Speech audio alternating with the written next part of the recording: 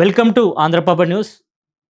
తెలంగాణలో కాంగ్రెస్ గవర్నమెంట్ ఏర్పడి డిసెంబర్ 9 నాటికి 2 సంవత్సరాలు కూడా పూర్తవుతుంది. ఈ సందర్భంగా ఒకవైపు రాష్ట్ర ప్రభుత్వం డిసెంబర్ ఫస్ట్ వీక్ నుంచి 9 వరకు కూడా ప్రజాపాలన విజయోత్సవాలు కూడా నిర్వహించబోతుంది. మరి ఈ నేపథ్యంలో ఇటు మంత్రివర్గంలో కూడా భారీ మార్పులు చేర్పులు ఉన్నట్టుగా తెలుస్తూ ఉంది. మరి ఈ నేపథ్యంలో ఇటు డిసెంబర్ ఫస్ట్ వీక్లో కూడా సీఎం రేవంత్ రెడ్డి ఢిల్లీ పర్యటనకు వెళ్తున్నారు. ఏఐసిసి నేతను కూడా కలవబోతున్నారు. మరి కొత్త మంత్రుల నియామకంతో పాటు ఇటు మంత్రివర్గంలో కూడా భారీ మార్పులు చేర్పులు జరగబోతున్నట్టుగా తెలుస్తూ ఉంది. ఇప్పటికే ఇటు సోషల్ మీడియాలో కూడా చాలా పెద్ద ఎత్తున కూడా కోడైగూస్తుంది. మరి ఇది ఎంతవరకు నిజం అవుతుందో చూడాలి. మరి ప్రజెంట్ అయితే మాత్రం కొంతమంది మంత్రులకు మాత్రం బిగ్ షాక్ తప్పదనే సంకేతాలు అయితే వినిపిస్తున్నాయి. మరి ఇందులో ప్రధానంగా చూసుకుంటే మాత్రం మంత్రి కోమటిరెడ్డి వెంకరెడ్డి పేరైతే బలంగా వినిపిస్తుంది. ఆయనతో పాటు ఇటు మునుగోడు ఎమ్మెల్యే కోమటిరెడ్డి రాజగోపాల్ రెడ్డి ఆయన బ్రదర్కి మరి ఆయన ప్లేస్లో మంత్రివర్గంలో తీసుకుంటారనే ప్రధానంగా చర్చ జరిగింది. మరి మొన్న మనం చూసుకుంటే మాత్రం ఇటు నల్గొండ డీసీసీ ప్రెసిడెంట్ ఎంపికలో కూడా మరి ఆయన కైలాష్ నేతను కూడా తప్పుపట్టారు మంత్రి కోమటిరెడ్డి వెంకరెడ్డి. మరి ఈ విషయంలో ఏఐసిసి నేతలు కూడా ఫిర్యాదు చేశారు. మరి ఆయనపై కూడా కొంతవరకు నెగిటివ్ టాక్ అవుతుంది నల్గొండ. మరి అంతా తనే నడిపిస్తున్నట్టుగా తెలుస్తూ ఉంది. మరి ఈ నేపథ్యంలో ఇటు ఏఐసిసి నేతలు కానీ ఇటు సీఎం రేవంత్ రెడ్డి కూడా కొంతవరకు సీఎం ఇటు మంత్రి కోమటిరెడ్డి వెంకరెడ్డిపై కూడా మరి కొంతవరకు అసహనం వ్యక్తం చేస్తున్నట్టు తెలుస్తూ ఉంది. మరి ఈ నేపథ్యంలోనే త్వరలోనే మరి మంత్రి కోమటిరెడ్డి వెంకరెడ్డి ప్లేస్లో మరి ఆయన తమ్ముడు ఉన్నటువంటి మునుగోడు ఎమ్మెల్యే కోమటిరెడ్డి రాజగోపాల్ రెడ్డిని మరి మంత్రివర్గంలో తీసుకున్నారనే చర్చ జరుగుతుంది. మరి మొదటి నుంచి కూడా కోమటిరెడ్డి రాజగోపాల్ రెడ్డి వ్యవహార శైలి కూడా కొంత హాట్ టాపిక్గా మారని చెప్పుకోవచ్చు. ఎందుకంటే మొదటి నుంచి కూడా మరి ఆయన ఏఐసిసి నేతలు కూడా కలిశారు. మరి అతను బీజేపీ నుంచి ఇటు కాంగ్రెస్లోకి వచ్చినప్పుడు కూడా మరి తనకు మునుగోడు ఎమ్మెల్యే గెలిస్తే మాత్రం మంత్రివర్గంలోకి తీసుకోవాలనుకున్నారు. కానీ అప్పుడు వీడి కాలేదు. ఎందుకంటే ఒకే ఫ్యామిలీ నుంచి ఇద్దరిని మంత్రివర్గంలో తీసుకోవడం కూరంటూ కూడా ఏఐసిసి నేతలు కూడా తేల్చి చెప్పారు. అయినప్పుడు కూడా మరి ఆయన ప్రయత్నాలు ఆయన చేశారు. తర్వాత ఇటు పార్లమెంట్ ఎన్నికలు వచ్చాయి. పార్లమెంట్ ఎన్నికల్లో కూడా మరి భువనగిరి ఎంపీగా పోటీ చేసినటువంటి చామల కిరణ్ కుమార్ రెడ్డిని గెలిపించుకొని తీసుకొస్తే మరి తనను మంత్రివర్గంలోకి తీసుకుంటామని కూడా ఏఐసిసి నేతలు గతంలో కూడా హామీ ఇచ్చారు. కానీ హామీ నెరవేరలేదు.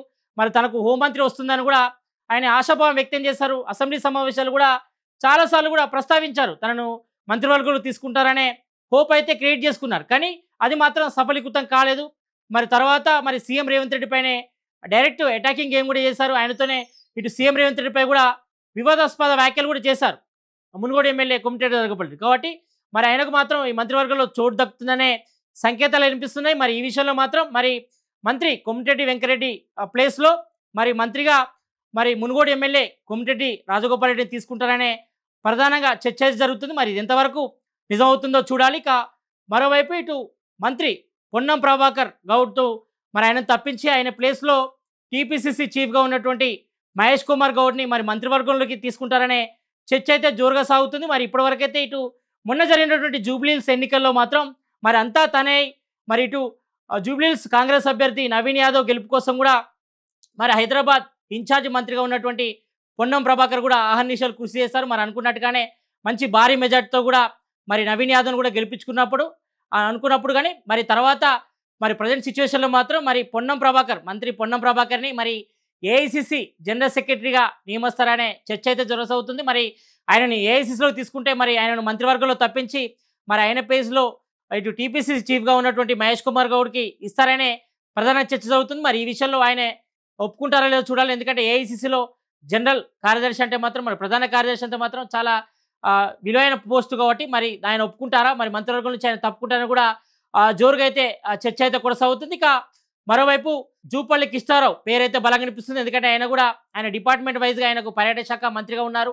కాబట్టి ఆయన శాఖ పట్ల కూడా సీఎం రేవంత్ రెడ్డి కొంతవరకు అసంతృప్తి వ్యక్తం చేసినట్టు తెలుస్తోంది. మరి ఆయన ప్లేస్లో కూడా మరి ఆయన తప్పించి మరి ఆయన ప్లేస్లో ఇటు రంగారెడ్డి జిల్లాకు సంబంధించిన ఇబ్రహీంపట్నం ఎమ్మెల్యే మల్రెడ్డి రంగారెడ్డిని మరి మంత్రివర్గంలోకి తీసుకుంటారనే చర్చ అయితే జోరుగా సాగుతుంది. మరి ఆయన తప్పించి మరి ఆయన తీసుకుంటారా, లేకపోతే ఆయన ప్లేస్లో ఇంకోరికి అవకాశం ఇస్తారా మరి చూడాలి. ఎందుకంటే గత కొద్ది రోజుల్లో కొంతవరకు ఆయన వ్యవహార శైలి పట్ల కానీ మరి ఆయన డిపార్ట్మెంట్ వైజ్గా ఇటు పర్యాటక శాఖ మంత్రి కానీ మరి ఆయన శాఖ పట్ల కూడా సీఎం రేవంత్ రెడ్డి కొంతవరకు అసంతృప్తిగా ఉన్నట్టుగా తెలుస్తూ ఉంది. మరి మంత్రి జూపల్లి కృష్ణారావుని తప్పించి మరి ఆయన ప్లేస్లో మరి ఇబ్రహీంపట్నం ఎమ్మెల్యే ఉన్నటువంటి మల్రెడ్డి రంగారెడ్డిని మరి కేబినెట్లోకి తీసుకుంటారనే చర్చ అయితే జోరుగా వినిపిస్తుంది.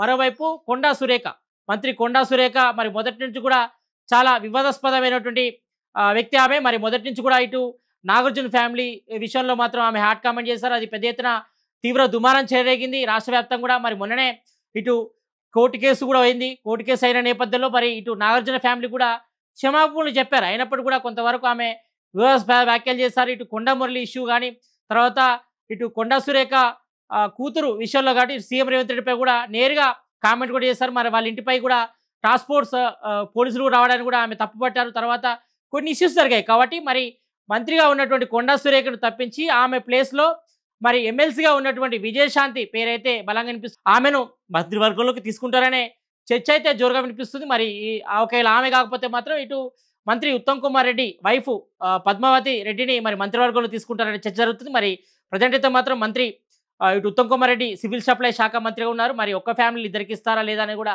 చర్చ జరుగుతుంది. ఒకవేళ మంత్రి కొండా సురేఖను మరి తప్పిస్తే మాత్రం మరి అదే ప్లేస్లో బీసీ నాయకురాలుగా ఉన్నటువంటి ఎమ్మెల్సీగా ఉన్నటువంటి విజయశాంతికి మరి మంత్రి కొండా సురేఖ ప్లేస్లో ఆమెను కేబినెట్లోకి తీసుకున్నారనే చర్చ అయితే ఇక జోరుగా సాగుతుంది. ఇక మరోవైపు ఇటు టీపీసీ చీఫ్గా ఎవరిని నియమిస్తారని కూడా ప్రధానంగా చర్చ జరుగుతుంది. మరి ఇప్పటివరకైతే మాత్రం దాదాపుగా 1.5 year వరకు కూడా మరి టీపీసీసీ చీఫ్గా మరి మహేష్ కుమార్ గౌడ్ ఉన్నారు. మరి ఆయన ఒకవేళ మంత్రివర్గంలో తీసుకుంటే మాత్రం ఆయన ప్లేస్లో మంత్రి శ్రీధర్ బాబుని టీపీసీసీ చీఫ్గా నియమించే అవకాశం లేకపోలేదు. ఎందుకంటే ఆయన మొదటి నుంచి కూడా మరి పార్టీ లైన్లో పనిచేస్తారు. సౌమ్యుడిగా పేరుంది.